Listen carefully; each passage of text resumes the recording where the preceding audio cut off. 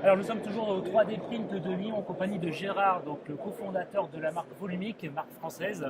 Tout Bonjour à fait. Gérard. Bonjour. Alors pouvez-vous expliquer un peu votre activité, vos produits Made in France? Tout à fait. Made in France. Donc nous, on est une société en fait qui fabrique des machines entièrement en France, évidemment, contrairement à beaucoup d'autres marques.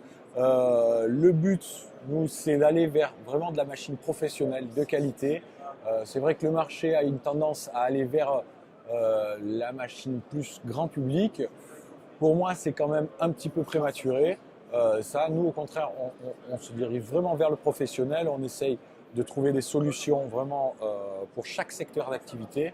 Aujourd'hui, on travaille vraiment avec une grosse majorité de tous les secteurs d'activité, y compris l'aéronautique, l'aérospatial, le militaire, et où on essaye vraiment de leur fournir des machines robustes, fiables, et surtout avec la formation derrière, le SAV, qui est souvent un gros problème avec ce type de machine, et vraiment avoir tout ce service et développer aussi avec notre nouvelle gamme de matériaux des produits spécifiques pour chaque secteur d'activité pour répondre aux besoins du professionnel. Alors avant de parler de matériaux, parlons déjà sur les imprimantes, les produits Voilà. demandés. Les Vous décrire machines, un peu en votre fait, gamme. voilà, les machines. Aujourd'hui, on a une gamme qui est composée en gros de deux modèles principaux qui sont deux volumes différents. Un de 9600 cm3 et l'autre de 18600 cm3 qui sont déclinés, donc ces deux modèles, en une ou deux têtes suivant les besoins. C'est vrai que le dual aujourd'hui, toujours là, mais avec la montée en puissance des logiciels et des nouveaux logiciels comme Simplify 3D, ils gèrent tellement bien les supports maintenant en monofilament que c'est vrai qu'on a de moins en moins recours au dual. Et c'est vrai qu'on voilà, travaille beaucoup avec des monos et nos clients aussi. Voilà, la gamme se compose de ces machines. On est sur vraiment des machines qui sont entièrement aluminium, un châssis 6 mm en aluminium aéronautique certifié. Et on travaille beaucoup sur l'aspect robustesse des machines, la fiabilité, parce que, encore une fois, on vise le professionnel et donc le professionnel n'a pas de temps à perdre euh, avec, voilà, avec tout ça et surtout aussi les coûts, des coûts de maintenance très bas.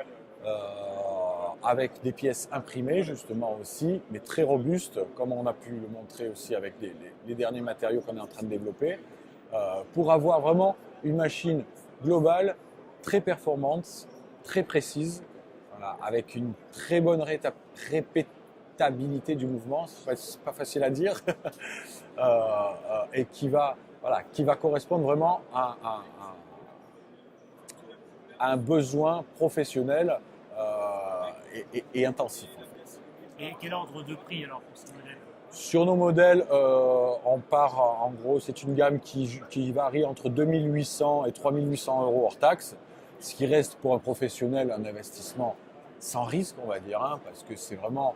Voilà, et avec un système qui reste ouvert, où tout est paramétrable, aucun paramètre voilà, ne va être bloqué, ou donc le client a la main sur tout s'il veut. Par contre, la machine est fournie entièrement préconfigurée, prête à l'emploi, préconfigurée, le logiciel aussi, non seulement pour la machine, mais pour tous les matériaux disponibles sur le marché. Ça, c'est important parce que quand on commence dans l'impression 3D, on n'a pas forcément les informations ni le savoir pour connaître que telle matière, il faut plutôt l'imprimer comme ci ou comme ça. Et c'est vrai que ça, on l'a vu concrètement chez nos clients qui se disent, oui, mais d'accord, ok, moi je veux faire cette matière, mais comment ça s'imprime, comment. Donc c'est vrai que nous, on travaille beaucoup aussi sur l'aspect préconfiguration de tout ce qui est logiciel pour que ce soit vraiment prêt à utiliser. C'est une imprimante plug and play. Plug and play, tout à fait. Mais voilà, orienté quand même professionnel avec des procédures quand même d'étalonnage, on va dire, assez basiques, on va dire, mais volontaires. Par exemple, j'ai une remarque qui est assez fréquente. On me dit ouais, mais pourquoi vos machines ne sont pas équipées d'étalonnage automatique? Tout simplement parce que, par exemple, ce genre d'option pour moi est quelque chose de grand public et pas professionnel. Et un étalonnage automatique va faire que compenser les défauts du plateau. En fait. Or, pour un professionnel, si on compense les défauts du plateau, on va répercuter ces défauts sur la pièce. Et là, on a vraiment une perte dimensionnelle de la pièce. Et donc, pour moi, ce n'est pas une solution professionnelle. Donc, on reste plutôt sur des systèmes qui ont fait leurs preuves, qui sont peut-être un peu moins pratiques, mais qui offrent une précision et une qualité haut de gamme. Une calibration qui peut être faite par… Bien sûr qu'il reste simple, bien sûr, mais voilà, c'est pas, on n'appuie pas juste un bouton comme beaucoup de gens voudraient que ce soit, c'est vrai. Mais voilà, nous, on préfère aller vers la qualité plutôt que sur la facilité où à un moment, on travaille beaucoup. La facilité, bien sûr, l'ergonomie, etc., mais pas au détriment de la qualité. La maîtrise du process, c'est important, surtout dans l'industrie. Tout à fait, tout à fait. Revenons un peu sur les matériaux que vous proposez. Oui. Alors, vous vendez du matériel aussi, enfin du filament? Tout à fait. Donc nos machines sont open filament, elles vont accepter tous les matériaux du marché, évidemment. ABS, PLA, ABS, PLA, polycarbonate, PETG, nylon, tous les flexibles, quasiment tous les shorts disponibles en flexible, tous les chargés donc du marché, hein, que ce soit les métaux, les fibres, carbone, verre, etc. et dont d'autres qu'on est en train de développer. Donc, elles vont accepter vraiment tous ces matériaux. On a toute une gamme de buses aussi adaptées justement à tous ces matériaux. Donc, des buses laiton pour la qualité, plus pour privilégier la qualité. Des buses inox pour pouvoir, on va dire, des buses qui vont être polyvalentes pour un peu tous les matériaux. Des buses en acier trempé pour les matériaux extrêmement abrasifs, comme le dernier matériau qu'on est en train de développer avec TAG Industrie, donc qui est un filament chargé en fibre de verre à base de PA en fait, nylon, et qui est extrêmement résistant. Pour vous donner une idée, donc on a soulevé une Jeep pendant une demi-heure avec un anneau de 2 cm de diamètre. Donc on a soulevé cette Jeep pendant une demi-heure, mais bien, hein, sans aucun problème, et on a fait des tests de traction et l'anneau a cédé à 9 tonnes 3. Ça a été imprimé, cet anneau a été imprimé. Ça a été imprimé sur une Stream 20. Une Stream 20 Pro.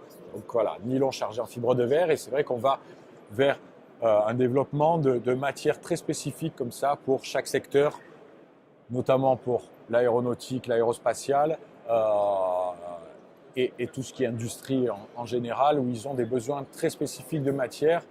Et en général, un set très fermé de matériaux. Ils n'utilisent pas énormément de matériaux, mais voilà, des matériaux très techniques et très spécifiques à leur profession.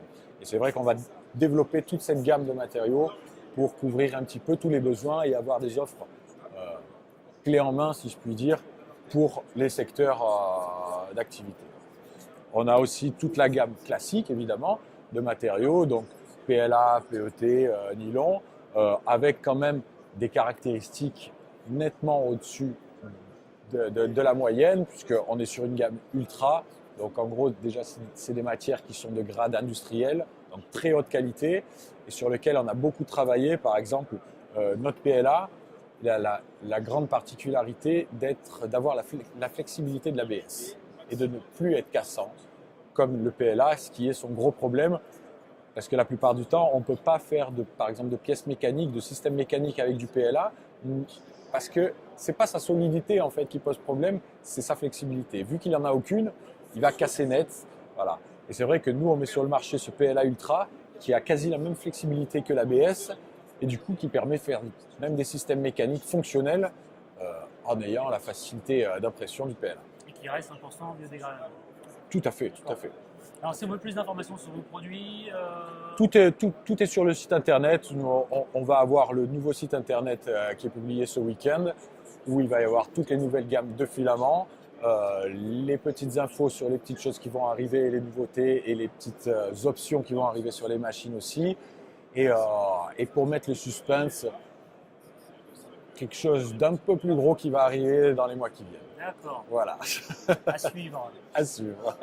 Et alors, encore une question, en tant que professionnel de l'impression 3D, Gérard, comment voyez-vous l'évolution de cette technologie dans les années à venir?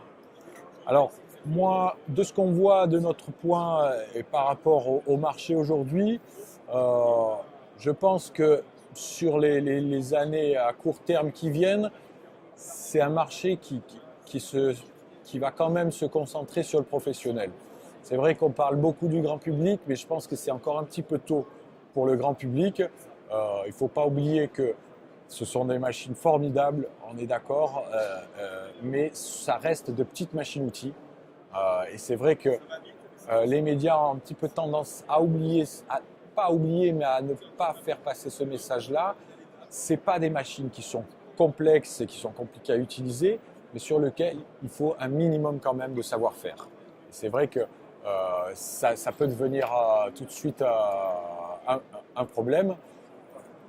Maintenant, moi je pense que dans les années à court terme, là, ça va être le professionnel vraiment qui va s'équiper et qui va démocratiser cette technologie et qui va faire justement exploser ce marché de sorte que la technologie va vraiment encore évoluer et pouvoir venir au grand public et être plus facile entre guillemets à manipuler en fait. Alors Plus automatisé en pour fait. démocratiser l'impression 3D, ça va effectivement passer par les professionnels, mais aussi Tout à par fait. l'éducation. Donc, Par est-ce que l'éducation, Voluminix tout à fait. travaille avec l'éducation? Nous, on travaille beaucoup avec l'éducation, la recherche aussi. On équipe beaucoup de centres de recherche comme des CNRS et des centres de recherche privés aussi. Et on travaille beaucoup avec l'éducation nationale. On travaille, on essaye de trouver des opportunités aussi pour équiper les régions avec nos machines pour d'une part, promouvoir l'impression 3D, faire connaître cette technologie et former les opérateurs de demain, parce que demain, c'est un marché qui va être énorme, c'est des machines qui vont être omniprésentes partout, et il va falloir des opérateurs pour toutes ces machines. Et c'est aujourd'hui qu'il faut former les opérateurs de demain pour manipuler toutes ces machines. Donc oui, le secteur de l'éducation, c'est très très important pour nous, et la formation aussi. Donc nous aujourd'hui, on a mis en place avec l'IRA, donc le centre, l'Institut de régulation et d'automation. Donc c'est vraiment le centre de formation historique français qui forme aujourd'hui quasiment toutes les industries françaises. Donc qui mettent en place un programme de formation d'impression 3D en partenariat avec Voluminix, avec tout un parc de machines Voluminix, et qui font les formations tout niveau sur des machines Voluminix. D'accord. Alors voilà, si vous êtes professionnel, si vous travaillez dans l'éducation, au bureau d'études, n'hésitez pas à rencontrer Voluminix, fabricant français d'imprimantes 3D. Merci Gérard. Merci, et bonne continuation. Joël. Merci beaucoup.